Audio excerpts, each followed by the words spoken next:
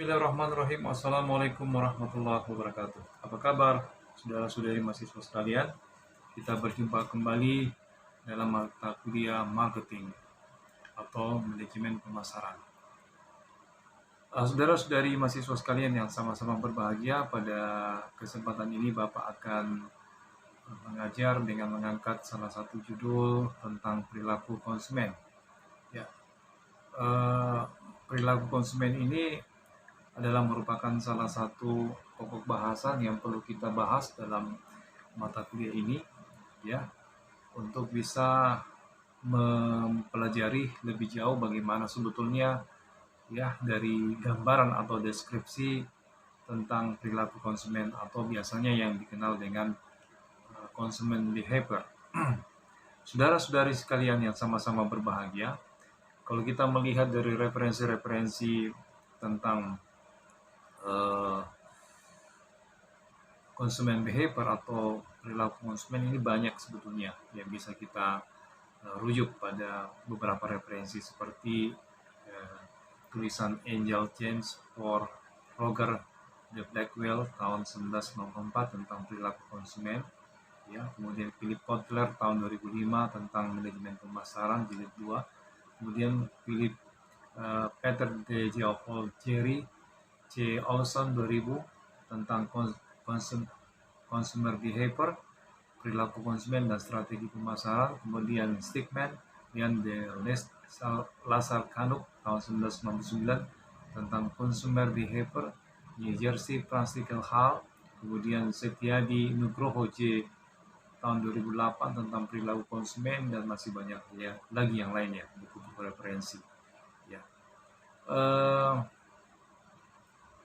Yang perlu kita ketahui bersama, ya, tentang bagaimana sih sebetulnya konsep dasar perilaku konsumen atau consumer behavior itu.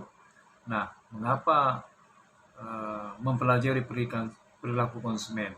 Ya, jadi perilaku konsumen itu adalah merupakan masalah yang rumit. Ya, para pemasar harus mempelajari perilaku konsumen. Ya, karena sebuah perusahaan atau pemasar akan dapat mencapai tujuannya bila dapat memahami kebutuhan dan keinginan konsumen, ya, yang mampu memenuhi dengan cara yang lebih efisien dan efektif, ya, dibanding dengan pesaing. Nah, perusahaan harus memahami, ya, siapa pasar sasarannya dan sekaligus perilaku mereka. Jadi ini perlu untuk bisa pelajari lebih lanjut, bagaimana kita bisa mempelajari konsumen dengan perilakunya, ya, agar apa? Agar kita bisa memahami kebutuhan konsumen tersebut, ya, dan mampu memenuhi kebutuhannya. Saudara-saudari mahasiswa sekalian yang sama-sama berbahagia, apa itu perilaku konsumen? Nah, perilaku konsumen dinamis antara pengaruh dan kognisi, perilaku, kejadian dan di sekitarnya kita, di mana manusia melakukan aspek dalam hidup mereka. American Marketing Association ini adalah merupakan salah satu pendapat dari American Marketing Association. Kemudian biasanya kita mengenal bahwa perilaku konsumen yang didefinisikan oleh American Marketing Association atau disingkat dengan APA, ya, AMA maksud saya, itu membahas tentang aspek dinamis, ya. Nah, perilaku konsumen itu terdapat dinamisasi, ya. Karena apa? Karena tidak sama antara perilaku satu konsumen dengan konsumen lain, ya. Di antara kita saja itu saling berbeda, ya. Berbeda apanya? Salah satu contoh adalah berbeda seleranya, berbeda minatnya, berbeda kebakatannya, yang berbeda interpretasinya, ya, dan lain sebagainya. Ya, begitupun juga dengan selera barangkali, ya, dan juga keinginan, ya, atau goodwill. Ya. Saudara-saudari mahasiswa sekalian yang sama-sama berbahagia, perilaku konsumen itu pada dasarnya yang terkenal pada 3 aspek pembahasan.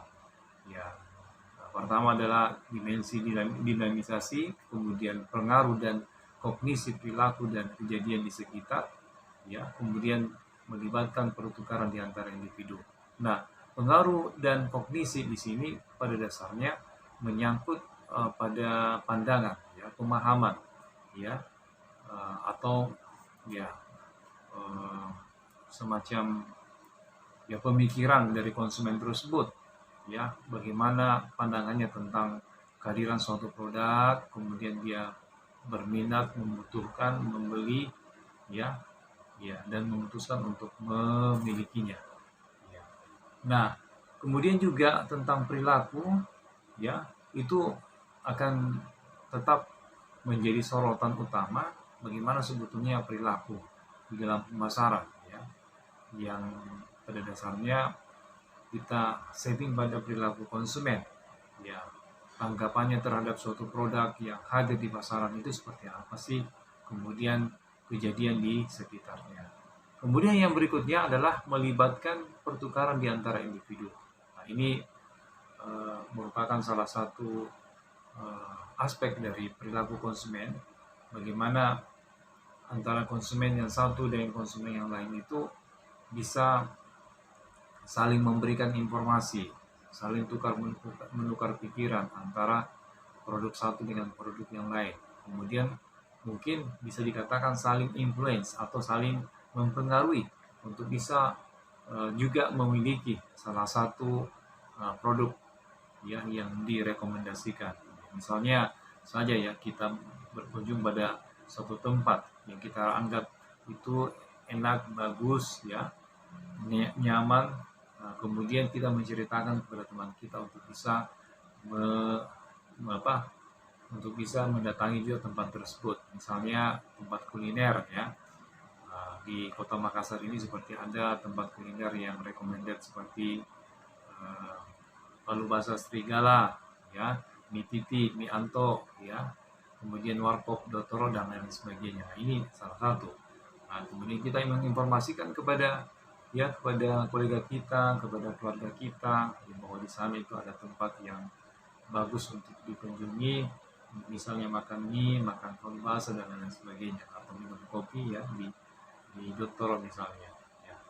Saudara-saudari mahasiswa sekalian yang sama-sama berbahagia, apa sebetulnya itu perilaku konsumen? Nah, tindakan yang langsung terlibat untuk mendapatkan, mengkonsumsi, dan menghabiskan produk dan jasa, termasuk proses keputusan yang mendahului dan mengikuti tindakan ini. Itulah yang dianggap dengan perilaku konsumen. Nah, ini menurut Engel, ya, Engel. Ya, jadi menurut Engel itu adalah merupakan tindakan. Jadi perilaku itu adalah tindakan apa? Tindakan yang langsung terlibat untuk mendapatkan, mengkonsumsi, dan menghabiskan produk dan jasa. Ya, produk dan jasa itu adalah salah satu jenis produk yang bisa kita lihat, yang bisa kita nikmati dan bisa kita pakai. Misalnya produk baju, produk sepatu, produk tas, dan lain sebagainya. Kalau jasa, ya, kita masuk ke salah satu produk jasa, misalnya nonton film, kemudian berbelanja di supermarket, kemudian memakai fasilitas olahraga, ya, misalnya olahraga renang, olahraga bulu tangkis, tenis lapangan, dan lain sebagainya. Itu adalah merupakan salah satu, ya, atau cukur rambut. Nah, itu bisa kita gunakan, kita manfaatkan, ya, dari salah satu perusahaan yang bergerak di bidang tersebut. Ini menurut Engel. Nah, apa itu perilaku konsumen? Nah, sebagai proses pengambilan keputusan dan aktivitas individu secara fisik, ya, yang dilibatkan dalam proses mengevaluasi, memperoleh, menggunakan, atau dapat juga mempergunakan barang-barang dan jasa. Nah, ini menurut David L. Loudon dan Audrey J. Della Pitta pada tahun 1984. Ya. Nah, itu menurut pendapat mereka bahwa perilaku konsumen itu adalah sebagai proses pengambilan keputusan dan aktivitas individu secara fisik yang dilibatkan dalam proses mengevaluasi. Jadi ada proses mengevaluasi di sini, kemudian memperoleh, menggunakan, dan dapat menggunakan barang-barang dan jasa. Ya. Saudara-saudari mahasiswa sekalian yang sama-sama berbahagia, apa itu perilaku konsumen?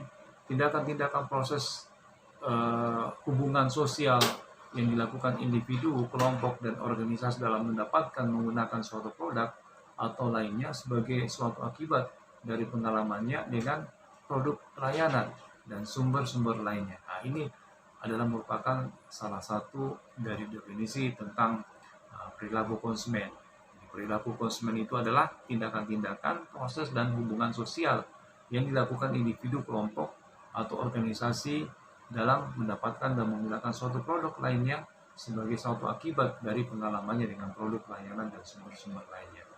Nah, ini bisa dibuktikan dengan berbagai produk layanan dan sumber-sumber lain yang kita dapat, ya, sehingga kita bisa melakukan tindakan-tindakan proses hubungan sosial yang dilakukan individu, kelompok, dan organisasi dalam mendapatkan dan menggunakan suatu produk.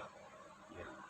Saudara-saudari mahasiswa sekalian yang sama-sama berbahagia, kesimpulan dari perilaku konsumen ini pada hakikatnya adalah merupakan tindakan-tindakan yang dilakukan individu. Ya, sekali lagi saya katakan adalah merupakan tindakan-tindakan yang dilakukan oleh individu, kelompok, organisasi yang berhubungan dengan proses pengambilan keputusan dalam mendapatkan menggunakan barang-barang atau jasa ekonomis yang dapat dipengaruhi oleh lingkungan. Saudara-saudari sekalian yang sama-sama berbahagia, poin penting dalam perilaku konsumen atau consumer behavior yaitu perilaku konsumen menyoroti perilaku individu dan rumah tangga. Ya, memang penting untuk bisa menyoroti perilaku individu dan rumah tangga karena individu itu pada dasarnya terdapat pada rumah tangga. Nah, rumah tangga itu pasti ada individunya. Nah, di dalam rumah tangga itu ada individu yang mempunyai perilaku terhadap pasar dan pemasaran, misalnya terhadap produk, ya, kemudian minat dan selera mereka untuk mengartikan produk itu seperti apa. Kemudian perilaku konsumen menyangkut perilaku konsumen menyangkut suatu proses keputusan sebelum pembelian serta tindakan dalam memperoleh, memakai, mengkonsumsi, dan menghabiskan produk. Nah, hal ini bisa kita contohkan, ya. Bisa saja kita menghabiskan salah satu produk, ya, dalam kehidupan kita sehari-hari, misalnya produk minuman kemasan, ya. Kemudian juga kita membutuhkan mentega, terigu, telur, dan lain sebagainya. Ini adalah merupakan salah satu bentuk tindakan di dalam mengkonsumsi suatu produk. Ya.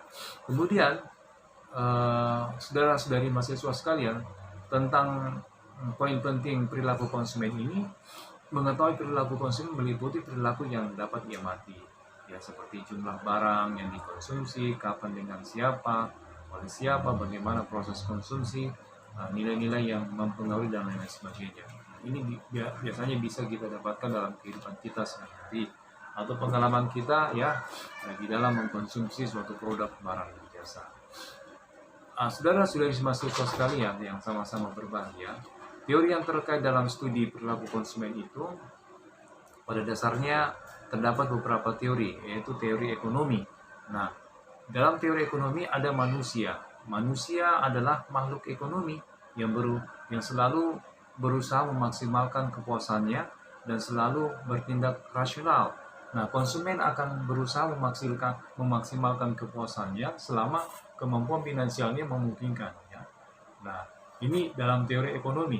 Jadi manusia itu adalah makhluk ekonomi yang selalu berusaha memaksimalkan kepuasannya. Jadi apa saja dia berusaha untuk memaksimalkan kepuasannya. Salah satu yang diantaranya adalah misalnya, ya, kebutuhannya akan makan, kebutuhannya akan minum, kebutuhannya akan papan dan perumahan, dan lain sebagainya. Termasuk kebutuhan akan barang-barang ekonomi lainnya yang sudah urgent untuk dimiliki, misalnya komunikasi atau handphone, laptop, ya, kemudian juga kendaraan yang bisa dipergunakan dalam aktivitas dia sehari-harinya. Saudara-saudari mahasiswa sekalian, kedua, ya, teori yang terkait dalam studi perilaku konsumen adalah teori psikologi. Ya, pertama, teori pembelajaran. Ya, teori pembelajaran ini maksudnya perilaku seseorang merupakan hasil belajar dari akumulasi pengalaman selama hidupnya. Ya. Nah, teori pembelajaran ini memberikan ya pembelajaran kepada seseorang untuk apa? Untuk bisa belajar dari akumulasi pengalaman selama hidupnya. Ya, misalnya mulai dari kecil, remaja, kemudian tumbuh menjadi dewasa, apa sih yang sering dia konsumsi dalam keterkaitan kehidupannya itu, ya misalnya ada kegemarannya untuk makan buah-buahan, ada kegemarannya untuk eh, minum teh, minum susu, ya kemudian mengkonsumsi lagi beberapa produk-produk yang lain, misalnya minuman soda, ya kemudian juga eh, ya kegemarannya untuk apa, untuk memiliki sepeda misalnya, motor dan mobil dan lain sebagainya. Kemudian teori motivasi. Nah, teori motivasi ini sebetulnya juga terdapat dalam teori yang terkait dalam studi perilaku konsumen. Apakah sebetulnya teori teori motivasi yang terdapat dalam teori psikologis ini? Ya. Nah, teori motivasi, seseorang tidak bisa memahami motivasi yang mendorong perilakunya secara pasti. Kenapa? Karena pada dasarnya ada beberapa motivasi-motivasi yang terjadi secara intern ya pada diri seseorang itu, yang membuatnya semangat untuk bisa ya mengkonsumsi, ya berminat untuk mengkonsumsi suatu produk atau barang, ya baik produk aplikasi maupun produk biasa. Ya, misalnya apa? Suatu waktu ada timbul kesenangannya untuk bisa berliburan pada suatu tempat, ya dengan menggunakan travel perjalanan, kemudian menginap di salah satu villa atau katakanlah hotel, ya beberapa hari, kemudian menikmati suasana alam ya yang terdapat di daerah kunjungan tersebut. Misalnya berangkat ke Bali, ya di sana dia bisa merasakan view keindahan dari pantai-pantai yang ada di daerah Bali. Ini merupakan salah satu yang terdapat dalam teori motivasi. Artinya seseorang tidak bisa memahami motivasi yang mendorong perilakunya secara pasti. Kemudian teori sosiologis. Teori sosiologis itu teori yang mengarah pada perilaku seseorang yang dipengaruhi oleh lingkungan sosialnya. Ya, jadi seseorang juga itu bisa terpengaruh oleh lingkungan sosialnya di mana dia tinggal. Nah, misalnya pada lingkungan sosialnya itu ada kegemaran naik sepeda, ya pada sore hari, pada pagi hari, pada hari-hari tertentu, misalnya hari Minggu, sehingga dia terpengaruh juga untuk bisa memiliki sepeda. Ya, sama seperti saya sendiri juga, sebelumnya saya tidak mempunyai sepeda, ya tetapi karena teman-teman banyak yang memiliki sepeda, kemudian mereka biasanya touring yang menggunakan sepeda, sehingga saya juga tertarik untuk membeli sepeda. Ya. Saudara-saudari mahasiswa sekalian yang sama-sama berbahagia, kemudian yang berikutnya teori antropologis, yaitu perilaku seseorang dipengaruhi oleh lingkungan sosialnya, namun dalam konteks yang lebih luas. Ya.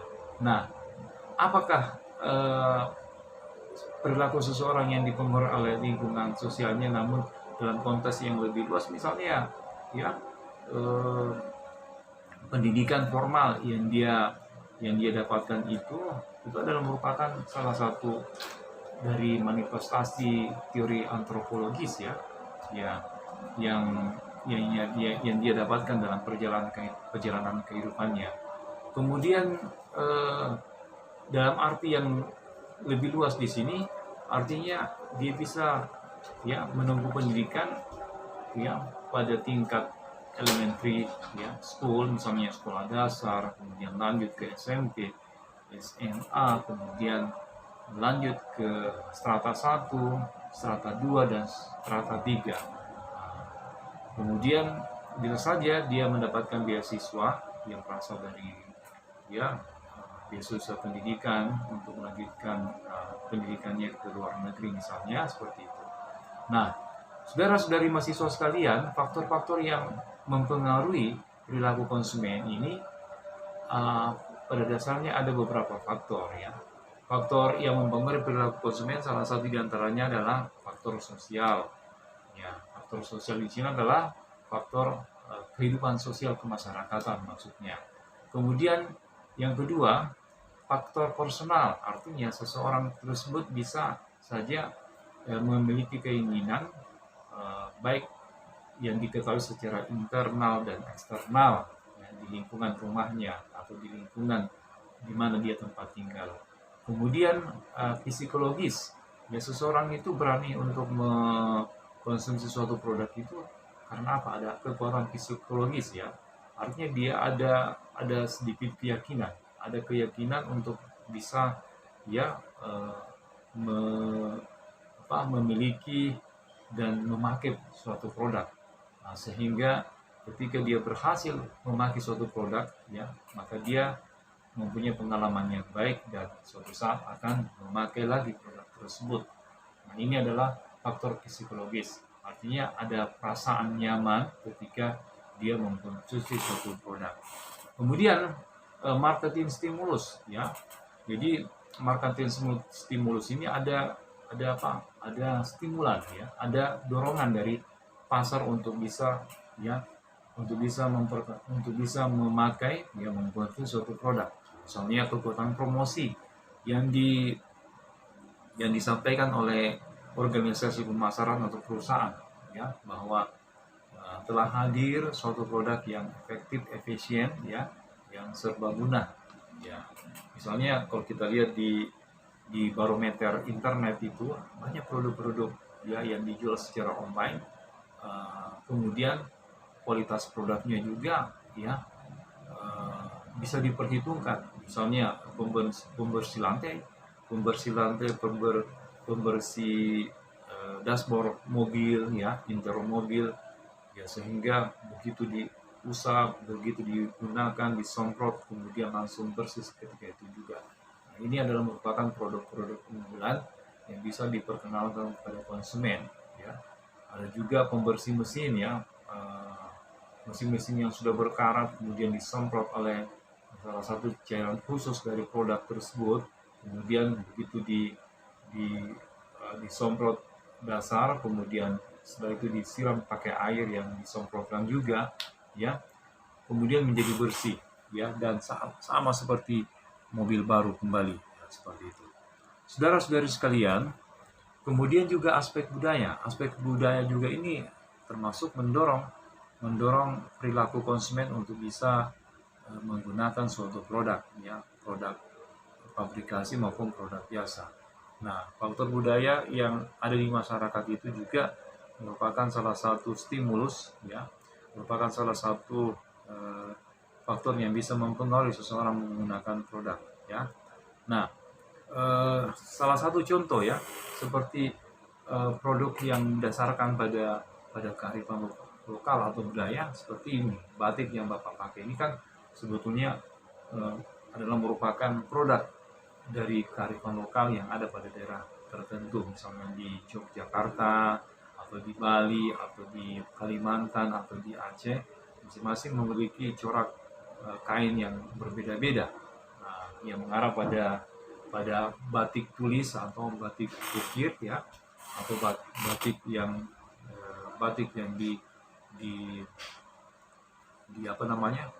disablon dan dicetak dan lain sebagainya dengan segala motif-motifnya.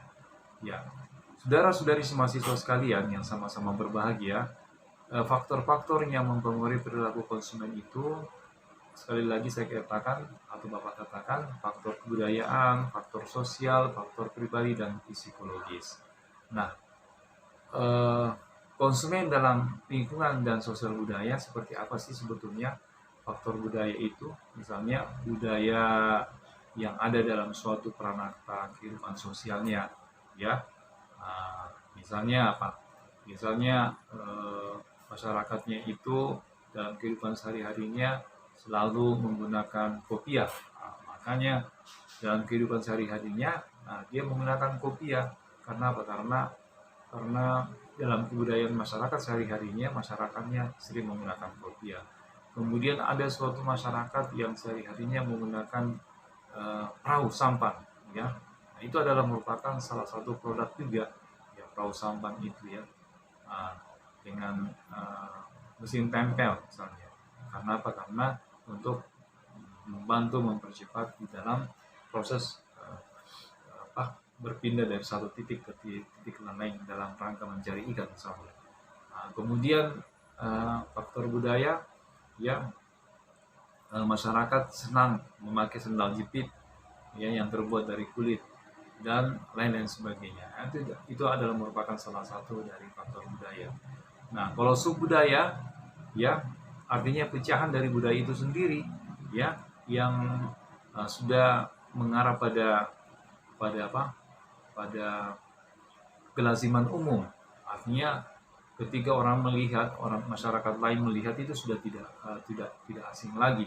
Artinya sudah dapat diterima ya secara umum ya. Misalnya orang menggunakan batik ya dalam kehidupan sehari-hari, misalnya bekerja ya, mengajar misalnya ya, dan melakukan aktivitasnya setiap hari itu bisa saja ya. Nah, seperti itu. Kalau kita lihat gadis-gadis desa di beberapa tempat misalnya di Jogja itu dalam turun ke sawah mereka menggunakan sarung batik, kebaya, kemudian selempang di atas kepalanya, kemudian membawa keranjang. Nah, itu adalah merupakan salah satu produk juga yang dihasilkan oleh masyarakat setempat. Nah, itulah yang dimaksud dengan subbudaya. Artinya bisa menjabarkan lagi bagaimana penggunaan dari suatu produk itu ya secara umum dapat diterima. Kemudian kelas sosial. Nah, kelas sosial ini adalah salah satu tingkatan sosial tergantung dari masyarakatnya. Nah, masyarakatnya bisa masuk kelas sosial tertentu itu juga tergantung dari pendapatan income-nya, kemudian sumber pekerjaannya dan lain sebagainya. Ya, katakanlah kelas sosial akademik ya, di sana berkumpul orang-orang yang memang ya aktif dalam dunia akademik. Nah, kelas sosial pedagang ya, di dalamnya itu terkumpul ya bagaimana kehidupan pedagang secara umum dalam suatu kehidupan masyarakat seperti apa ya, kelompok kehidupan ya, kelas santri atau ustadz ya, bagaimana kehidupan di dalam lingkungan pesantren ya, apa yang dilakukan setiap harinya. Tentu ada aktivitas yang mendukung ya kesantriannya dan keustadzaannya ya. Nah, seperti misalnya belajar kajian ya, mengkaji Al-Quran dan hadis ya, untuk bisa mendekatkan diri kepada pencipta, sang pencipta. Kemudian bisa mengajak orang untuk berbuat kebajikan ya, sehingga orang dapat terlepas dari kegiatan-kegiatan yang negatif dan selalu mengharap pada kegiatan-kegiatan yang positif. Saudara-saudari mahasiswa sekalian, tentang budaya. Nah, budaya ini ada nilai-nilai, keyakinan atau aturan-aturan, norma-norma yang melingkupi suatu kelompok masyarakat yang akan mempengaruhi sikap dan tindakan individu dalam masyarakat tersebut.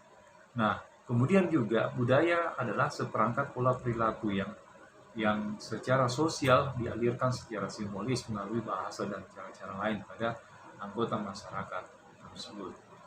Nah, suatu sistem budaya terdiri atas area-area fungsional sebagai berikut. Apakah itu? Ya, dalam suatu sistem budaya terdiri atas area-area fungsional sebagai berikut. Apa salah satu di antaranya? Salah satu di antaranya adalah ekologi. Apa itu ekologi? Ekologi adalah sistem beradaptasi pada lingkungan. Dan ekologi ini dibentuk oleh teknologi yang digunakan untuk memperoleh dan mendistribusikan sumber daya. Kemudian yang kedua adalah struktur sosial. Apa ini struktur sosial? Nah, struktur sosial adalah wilayah yang berfungsi ya sebagai penjaga ketertiban kehidupan sosial. Dan yang ketiga adalah ideologi. Apa ini ideologi? Ideologi adalah karakteristik mental ya dari orang-orang yang dalam suatu masyarakat dan cara-cara mereka berhubungan dengan lingkungan dan kelompok sosial lainnya. Nah, inilah tiga sistem budaya yang terdiri atas area-area fungsional, yaitu ekologi, struktur sosial, dan ideologi. Ya. Kemudian berikutnya subbudaya. Faktor ini mencakup kebangsaan, agama, kelompok ras, dan wilayah geografis. Ya, yang tadi Bapak contohkan juga itu sudah termasuk subbudaya, ya, pada penyebaran dari apa? Dari budaya yang ada di suatu daerah atau wilayah tertentu, bagaimana mereka bisa mengekspresikan, ya, dari kebiasaan kehidupan sehari-harinya yang selalu berdekatan dengan, ya, kearifan lokal budaya setempat, seperti itu. Karena di sini juga disinggung masalah wilayah geografis, ya. Kemudian juga ada unsur kebangsaan atau kesukuan bisa juga di dalamnya terimplisit. Kemudian juga agama, ya, agama ini bisa juga dideskripsikan, ya, bagaimana perilaku masyarakatnya dalam kehidupan sosialnya, ya. Misalnya kelompok masyarakat yang beragama Islam itu ketika masuk waktu sholat mereka berbondong-bondong datang ke masjid untuk sholat berjamaah, seperti itu.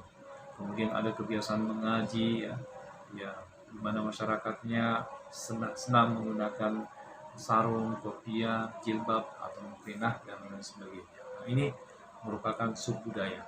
Ya. Kemudian perilaku yang dipengaruhi oleh budaya itu sendiri, salah satu diantaranya adalah rasa diri dan ruang. Ya, rasa diri dan ruang. Kemudian komunikasi dan bahasa, pakaian dan penampilan. Kemudian makanan dan kebiasaan makan apa misalnya. Kemudian waktu dan kesadaran akan waktu. Kemudian hubungan keluarga, organisasi, dan pemerintah. Kemudian nilai dan norma. Kemudian kepercayaan dan sikap.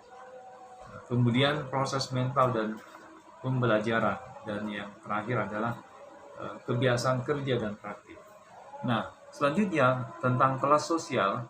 Pada dasarnya semua masyarakat memiliki stratifikasi sosial. Nah, stratifikasi tersebut kadang-kadang berbentuk sistem kasta, di mana para anggota kasta yang berbeda diasuh dengan mendapatkan peran-peran tertentu. Ya, memang di sini pada dasarnya kita meminjam kata kasta itu artinya tingkatan, ya, tingkatan.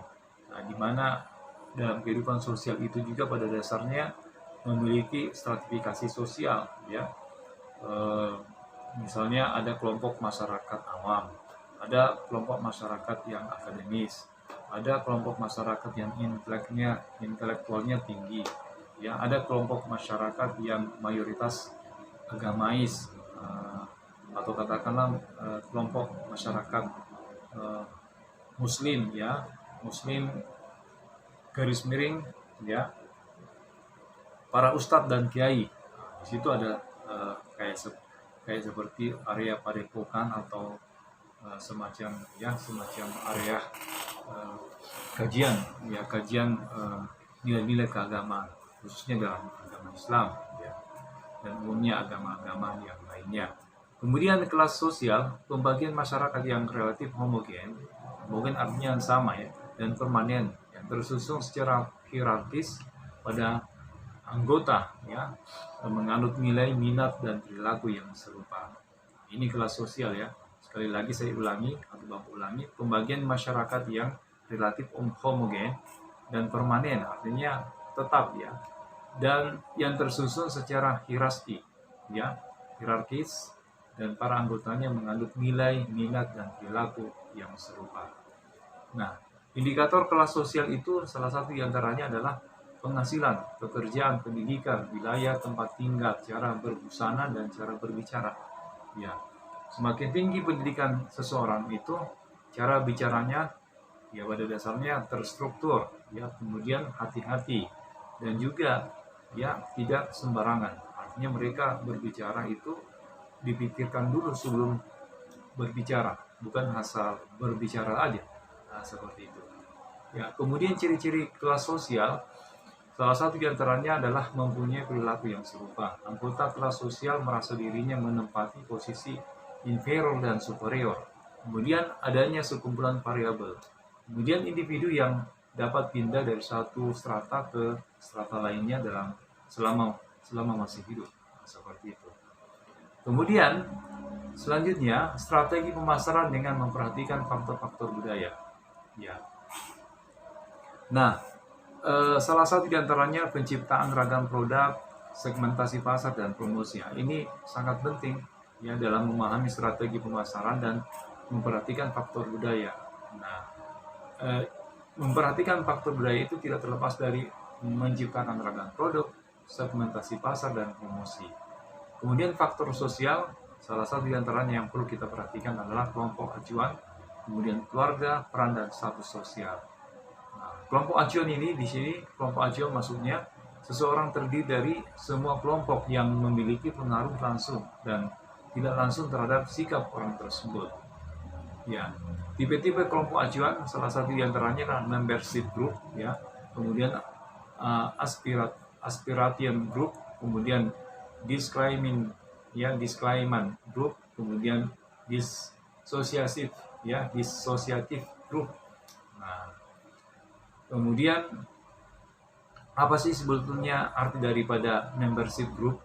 Nah, membership group ini adalah bila seseorang menjadi anggota dari suatu kelompok dan mengidentifikasi sikap dan perilakunya kepada kelompok tersebut. Kalau aspiration group itu jika seseorang tidak menjadi bagian dari suatu kelompok tertentu.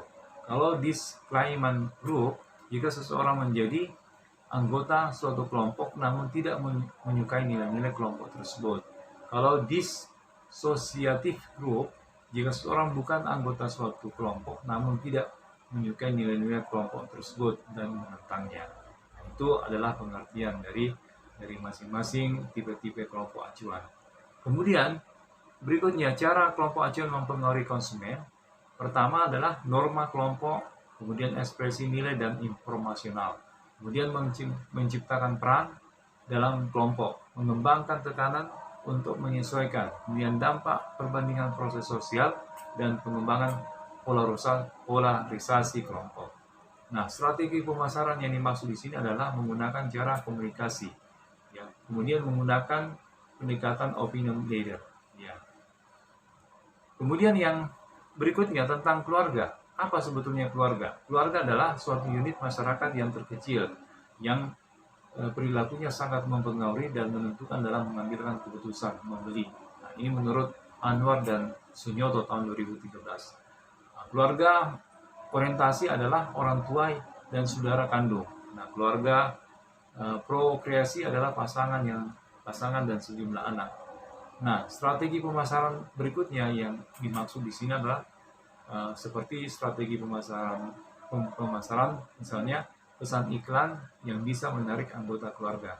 Kemudian pemilihan media yang tepat, kemudian pengembangan produk, kemudian penetapan harga dan distribusi. Nah, peran dan status. Berbicara tentang peran dan status, peran adalah kegiatan yang diharapkan akan dilakukan seseorang. Masing-masing peran akan menghasilkan status. Ya. Nah, saudara-saudari mahasiswa sekalian, berikutnya adalah kita berbicara tentang konsumen sebagai individu. Nah, konsumen sebagai individu pasti mengarah pada faktor pribadi. Nah, faktor pribadi itu ada usia, ada pembahasan tentang usia dan siklus hidup, kemudian pekerjaan dan lingkungan ekonomi, gaya hidup dan kepribadian dan konsep diri. Ya. Nah, usia dan tahap siklus hidup itu, ya, salah satu di antaranya seperti tahap bujangan, pasangan baru menikah, kemudian sarang penuh 1, sarang penuh 2, sampai sarang penuh 3, ya, dan seterusnya. Kemudian berikutnya tentang gaya hidup. Gaya hidup itu adalah pola hidup seseorang di dunia yang terungkap pada aktivitas, minat, dan opininya. Nah, gaya hidup adalah cara hidup yang diidentifikasikan oleh bagaimana seseorang menghabiskan waktu mereka, apa yang mereka anggap penting dalam lingkungannya, dan apa yang mereka pikirkan tentang diri mereka sendiri dan juga dunia sekitarnya. Ini menurut Sutisna tahun 2002. Kemudian kepribadian dan konsep diri. Nah, kepribadian di sini ciri bawaan psikologis manusia yang membedakan dirinya dengan yang lainnya. Kemudian kepribadian merek adalah bauran spesifik atas ciri-ciri bawaan manusia yang bisa dikatakan dimiliki oleh merek-merek tertentu. Ya. Misalnya ada masyarakat atau konsumen yang senang kehadiran merek-merek tertentu, misalnya merek Adidas, ya, merek Hammer, merek apa lagi yang lainnya. Ya, masih banyak merek-merek tertentu yang digemari oleh konsumen. Ya.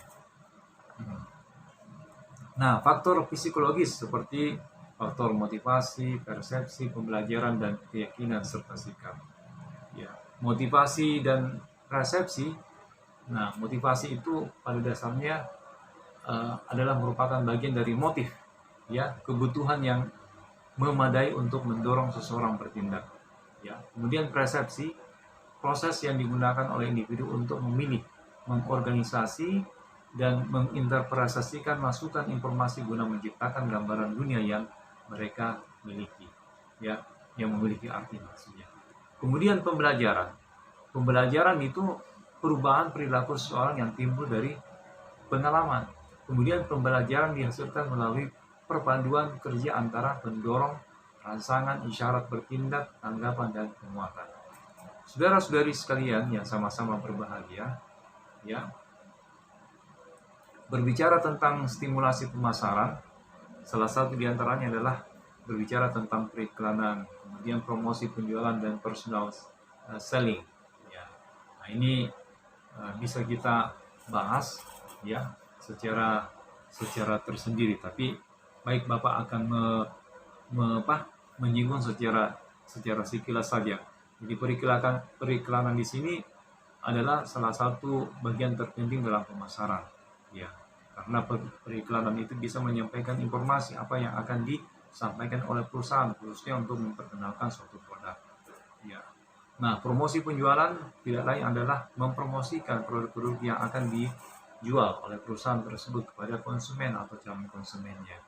Nah, tipe-tipe promosi penjualan pada dasarnya ada beberapa tipe, ya.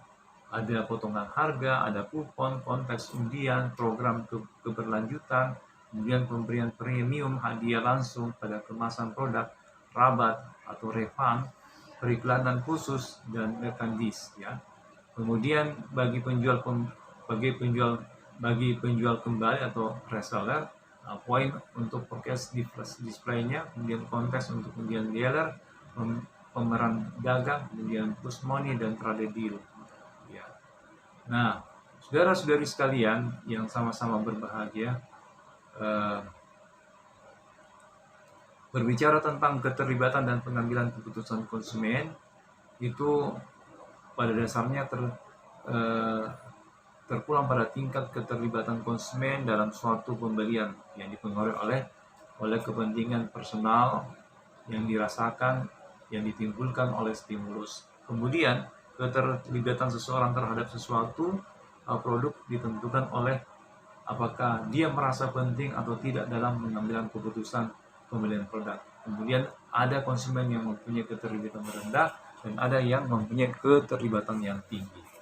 Ya, konsumen yang mempunyai keterlibatan tinggi, salah satu diantaranya adalah produk penting bagi konsumen. Produk tersebut secara terus-menerus menarik bagi konsumen. Misalnya apa? Misalnya produk handphone, iPad, dan lain sebagainya. Itu adalah merupakan salah satu produk yang sangat digemari oleh konsumen di masa kini atau saat ini, baik dari usia anak-anak, remaja, dewasa, ya, maupun orang tua, ya. Kemudian produk yang menimbulkan resiko tinggi, produk yang mempunyai daya tarik, ya, emosional, kemudian produk yang mengidentifikasi pada norma-norma kelompok. Kemudian tipe keterlibatan di sini adalah situational involvement, ya, kemudian endurance involvement. Apa itu situational involvement? Adalah tingkat keterlibatan konsumen terhadap suatu merek produk terjadi pada situasi khusus yang bersifat temporer. Ya, artinya tergantung dari waktu, kapan dia berminat. Ya, ada musimnya. Ya. Kemudian enduring involvement, tingkat keterlibatan konsumen terhadap suatu merek produk yang lebih memperhatikan risiko sosial yang mungkin diterimanya. Seperti itu.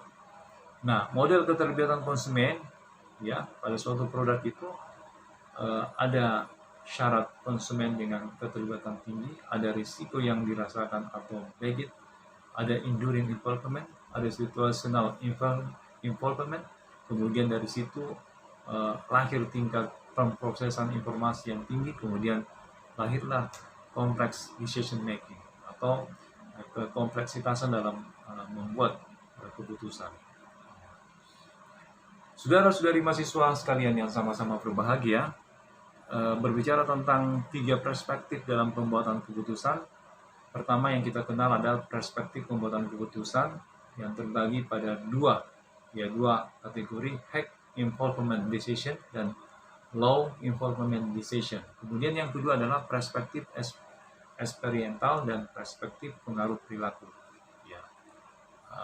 Kalau bisa, tolong kalian cari pengertiannya, perspektif pembuatan keputusan dengan high involvement decision dan low involvement decision, dan apa juga yang dimaksud dengan perspektif eksperimental dan perspektif pengaruh perilaku. Nah, ini bisa menjadi TM, ada 3 TM ya. Ya. Saudara-saudari mahasiswa sekalian, ya. Terakhir dari materi ini tentang proses pengambilan keputusan pada dasarnya terbagi pada 5 indikator. Pertama pengenalan kebutuhan, kemudian yang kedua adalah pencarian berbagai informasi, kemudian evaluasi berbagai alternatif merek produk, kemudian pilihan atas merek produk yang dibeli, dan lahirlah evaluasi pasca pembelian. Dan evaluasi pasca pembelian ini terulang lagi pada pengenalan kebutuhan. Nah, ini akan terjadi terus menerus. Ya. Kemudian selanjutnya tentang perspektif eksperimental, pada dasarnya berbicara tentang pengenalan kebutuhan yang dikendalikan oleh perasaan atau feeling, kemudian pencarian solusi yang didasarkan pada perasaan, kemudian masuk pada evaluasi alternatif atau perbandingan pengaruh dan perasaan, kemudian pilihan didasarkan pada pengaruh perasaan. Ya. Dan terakhir yang Bapak dapat berikan kepada saudara-saudari sekalian, ya, tentang tipe-tipe perilaku konsumen. Nah, tipe-tipe perilaku konsumen itu pertama adalah complex buying behavior. Apa itu complex buying behavior? Nah, complex buying behavior itu adalah perilaku membeli yang rumit, membutuhkan keterlibatan yang tinggi dalam pembelian. Terdapat perbedaan yang jelas di antara merek-merek yang ada. Kemudian terjadi pada pembelian produk-produk mahal, tidak sering dibeli, berisiko pada citra diri seperti mobil, TV, jam tangan, dan komputer. Nah, ini adalah merupakan salah satu complex buying behavior dari konsumen. Kemudian konsumen minim info tentang kategori produk dan harus mencari tahu lebih intens tentang produk tersebut. Ya. Kemudian pemasar harus menyusun strategi untuk memberikan semua info yang dibutuhkan konsumen. Nah, yang ada pada dissonance reduction buyer behavior, salah satu diantaranya adalah perilaku membeli yang mempunyai keterlibatan yang tinggi dalam pembelian, dan konsumen menyadari hanya terdapat sedikit perbedaan di antara merek-merek yang ada. Kemudian terjadi pada produk-produk mahal, tidak sering dibeli seperti karpet, keramik, dan pipa. Nah, ini ada pada dissonance reducing buying behavior. Kemudian yang berikutnya habitual buying behavior, Itu terdapat konsumen membeli berdasarkan kebiasaan karena sudah mengenal produk. Terjadi pada produk seperti gula, garam, air, mineral, dan deterjen. Kemudian pada varied seeking buying behavior, itu perilaku konsumen yang bertujuan mencari variasi bukan kepuasan. Kemudian terjadi pada produk yang sering dibeli, harga murah, konsumen sering mencoba merek baru. Kemudian pemasar harus menjaga agar jangan sampai kehabisan stok. Ya, seperti baru-baru ini kan terjadi kelangkaan minyak goreng. Nah, seperti itu. Kemudian jangan sampai terjadi kehabisan stok sehingga konsumen beralih ke merek lain yang mungkin memberikan harga yang lebih rendah. Bisa juga dengan promosi yang bertujuan untuk terus mengingatkan konsumen pada produk, ya, pada produk yang dipasarkan. Saudara-saudari mahasiswa sekalian yang sama-sama berbahagia, itulah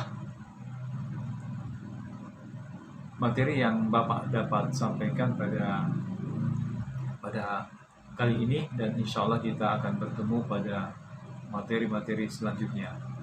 Tapi pesan Bapak, ya, ada tadi TM yang mesti Anda cari definisinya, ya. Kalau misalnya ada yang tidak jelas, nanti Bapak tuliskan di WA apa yang akan dicari tersebut. Kalau sudah jelas, nanti Anda mengulang rekaman video ini. Ya, demikian Bapak akhiri. Billahi taufiq wal hidayah. Wassalamualaikum warahmatullahi wabarakatuh.